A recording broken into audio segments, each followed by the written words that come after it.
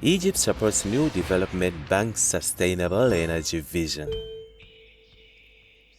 Egypt is fully committed to supporting the mission by the New Development Bank (NDB) to help finance infrastructure development projects in the Global South. This was said by Dr. Rania Al-Mashat, the governor of the New Development Bank (NDB) for Egypt, and Egypt's Minister of Planning, Economic Development and International Cooperation at the opening ceremony of the 9th annual meeting of the NDB on Friday.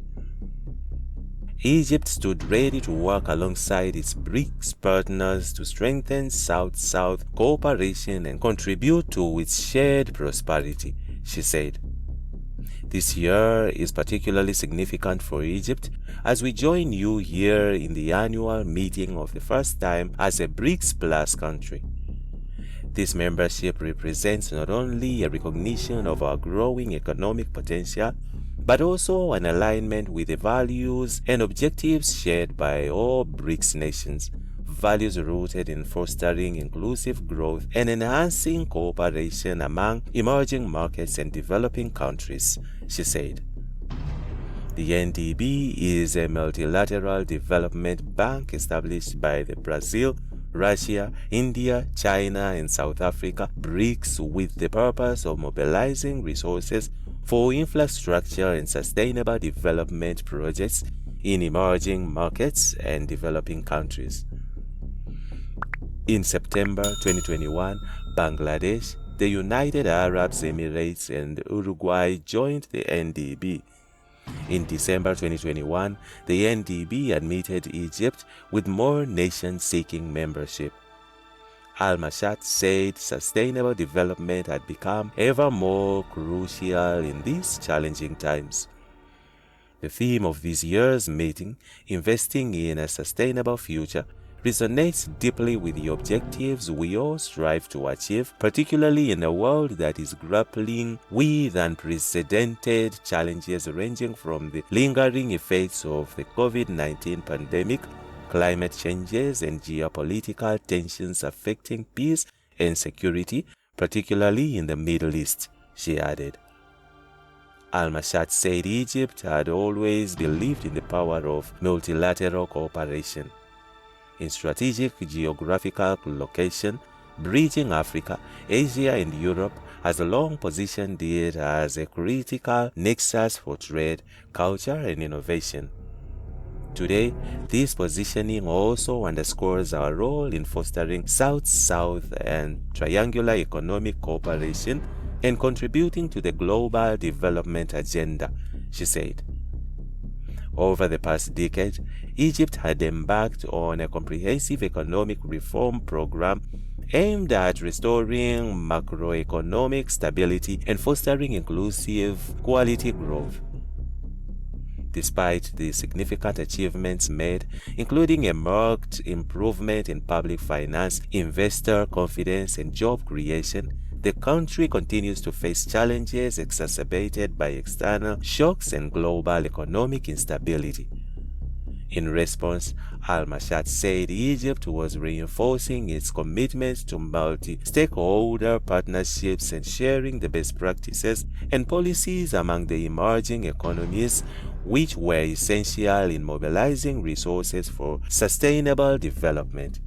To that end, Egypt had mobilized $40 billion, which is 713 billion rand, in development finance, of which $10 billion was allocated to the private sector between 2020 and 2024.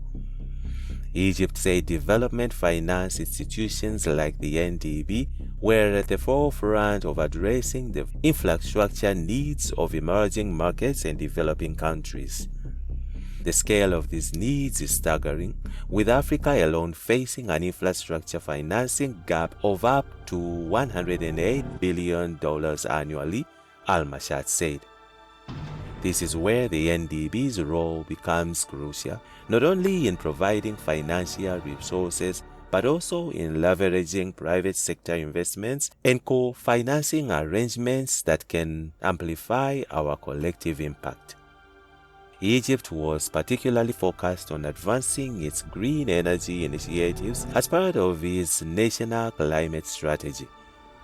Its efforts were encapsulated in the Nexus of Water, Food and Energy Program, which aimed to accelerate the national climate agenda and provided opportunities to mobilize climate finance and private investment to support Egypt's green transition, reflecting the interlinkage and complementarity between climate action and development efforts.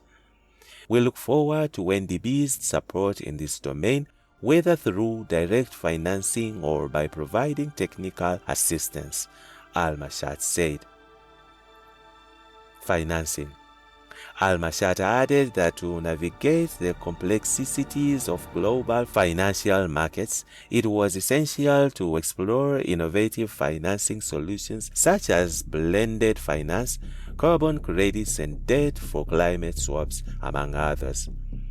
This required concerted efforts from all stakeholders, including governments, multilateral development banks, the private sector, and philanthropies. Business Report. On the other hand, WTO outlined 6 areas of action to deliver on SDGs climate transition. 6 areas of action were needed to deliver on the United Nations Sustainable Development Goals SDGs as well as climate transition, said Ngozi Okonjo-Iweala, Director General of the World Trade Organization. Speaking at the New Development Bank's 9th annual meeting held in Cape Town on Friday, she said there were daunting challenges facing emerging markets and developing economies.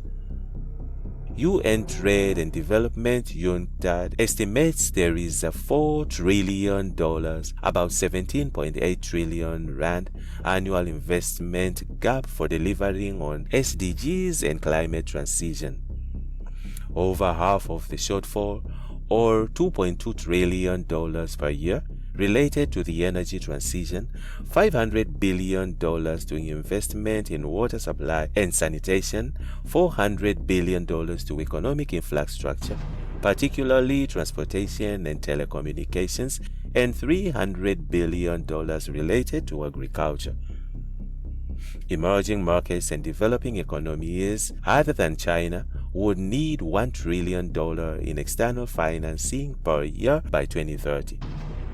However, Okonjo-Iweala said the UN estimated that the amount of actual investment in SDG sectors in developing countries, measured as Green Deal projects and international project finance deals, was $471 billion only in 2022. There is a gulf, we all know, between rhetoric and reality, she said.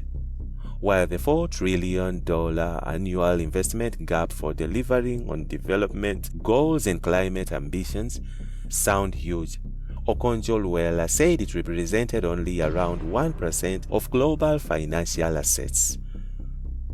With the right signals and incentives, carrots like de-risking and tricks like carbon pricing, the financial system could do much more. Looking ahead, she said to get from where the world was now to where it needs to be, we must use every tool at our disposal. 6 areas for action. First, finance. Leveraging private finance, which Okonjo-Iweala said still had a way to go. Only a fraction of private investment had been mobilized, in contrast with the $2 trillion needed in annual climate finance alone. The WTO welcomed creative mechanisms like the new Liquidity and Sustainability Facility, which had brought together asset managers and other financial institutes to create a repurchase or repo market for holders of African sovereign bonds by allowing bond holders to post them as collateral for low-interest loans. She said the mechanism increased the demand, thus lowering African governments' borrowing costs and expanding their fiscal space. It was working to encourage African countries to issue green bonds by offering investors favorable terms or using them as collateral in record transactions. Second, domestic resources. Emerging markets and developing economies needed to mobilize more domestic resources. The International Monetary Fund estimated that better tax policy design and improved public institutions would help low-income economies increase their tax-to-GDP ratios by up to 6.7 percentage points on average. From 2000 to 2021, African economies collected only 24% of the potential VAT revenues. Third, reforming existing subsidy practices. This would deliver environmental and economic gains while unlocking hundreds of billions of dollars to finance sustainable development. For example, there was about $1.33 trillion in fossil fuel subsidies, among others. We need to be brave enough to act on even a small portion of these subsidies so we can repurpose them to finance development and climate transition needs, she said. Fourth, a global carbon pricing approach. This would potentially raise billions of dollars on green investment while putting growth on a more environmentally sound footing. According to the World Bank, existing carbon pricing schemes raised about $104 billion in 2023, with most of the revenues used for climate-related programs. Okonjo-Iweala said one could raise more funds if there was international coordination on this issue. At the WTO, it was coordinating a carbon pricing task force, including the World Bank, the IMF, OECD, and UNCTAD, among others, to try to develop a global approach of pricing with the first report due in October. Fifth, remittances and mobilizing finance for development. Okonjo-Iweala said diaspora communities with foreign direct investment (FDI) were typically overrepresented in FDI to their countries of origin. A diaspora is a group of people who don't live in their original country but still maintain their heritage in their new land. India got almost 1/5 of all global FDI, for instance. Sixth, trade. Okonjo-Iweala said trade was needed to lead the financing and development equation. Recent experience shows that trade-led growth can help poor countries powerfully accelerate the attainment of economic equity and environmental goals, reducing their financing needs.